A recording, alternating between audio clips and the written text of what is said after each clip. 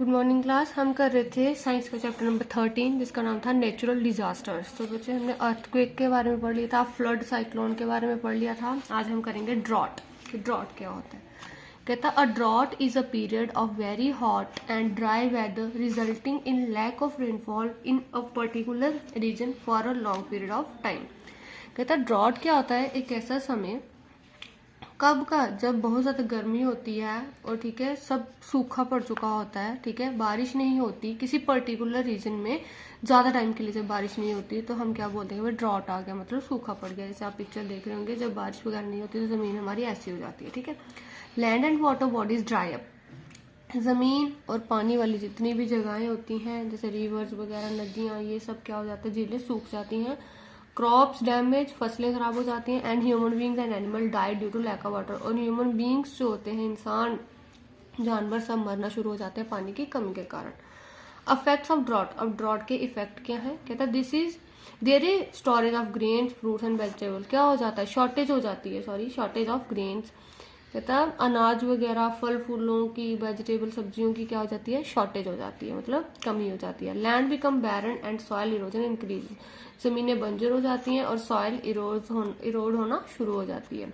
Life stock perish due to shortage of water and fodder resulting in shortage of milk. कहता है क्या होता है कि हमारी गाय जानवर जो होते हैं सब ये क्या करते हैं, पानी नहीं मिलेगा तो ऑब्वियसली क्या दूध वगैरह नहीं देंगे, खाना नहीं मिलेगा उनको, ठीक है, क्योंकि खेत खराब हो चुके हैं। तो इससे क्या होता है, मिल्क की भी क्या आ जाती है, शॉर्टेज आ जाती है।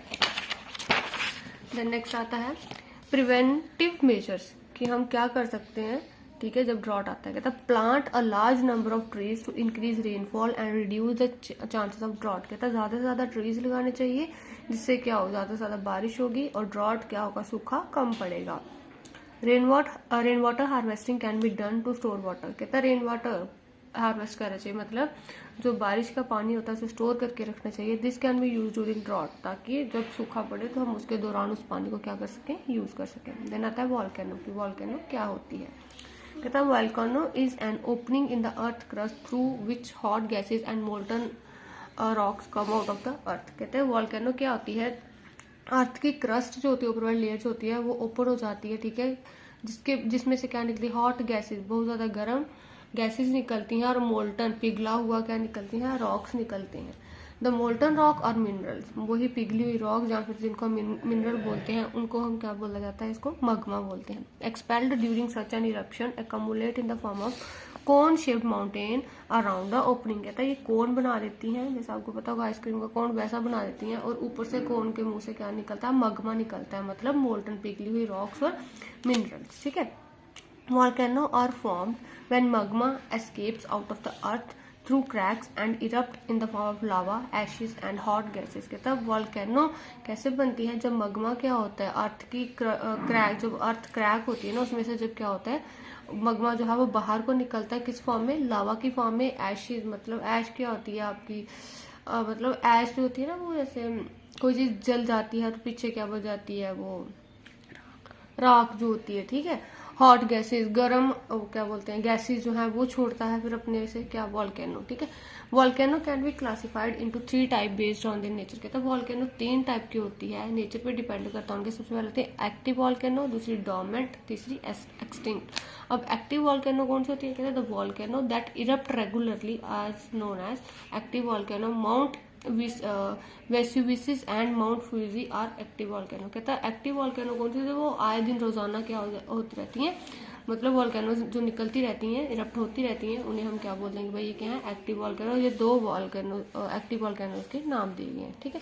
देन आता है डोर्मेंट वॉल्केनो। डोर्मेंट वॉल्केनो कौन सी होती है, the volcano that have not erupted in long time but may erupt in future. Dormant वो होती है जो वॉल्केनो अभी तक तो नहीं फटी, लेकिन आने वाले कल में, मतलब फ्यूचर में क्या हो सकती है, फट सकती है, तो उसे हम क्या बोलते हैं कि ये क्या है, डोर्मेंट वॉल्केनो है, ठीक है। जैसे माउंट फ्यूजी, अलास्का एक्सेट्रा, ये क्या है हमारी माउंट क्या बोलते हैं उसे, डोर्मेंट वॉल्केनो। देन आता है एक्सटिंक्ट वॉल्केनो कौन सी होती है, the volcano that have stopped erupting are called extinct volcano. कहता है वो वॉल्केनो जिन्होंने मतलब इरप्ट होना बंद कर दिया है, जिनमें से लावा अब नहीं निकलता, उसे हम बोलते हैं कि क्या है, extinct volcano. These are unlikely to erupt again, अब वो दोबारा से इरप्ट नहीं हो सकती। Mount Egmont in New Zealand and Mount Kilimanjaro in Tanzania are extinct volcano. अब ये 2 वॉल्केनोज के नाम दिए गए हैं जो कौन थे, एक्सटिंक्ट, मतलब वो इन फ्यूचर भी कभी नहीं बटने वाली।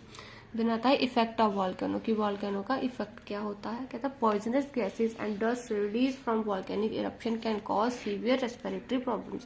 कहता है पॉइजनस गैसेस जो निकलती हैं वॉल्केनो में से, डस्ट जो निकलती है वॉल्केनो इरप्शन होने से, उससे हमें रेस्पिरेटरी सांस लेने में प्रॉब्लम हो सकती है, लंग्स की प्रॉब्लम हो सकती है धूल से, ठीक है।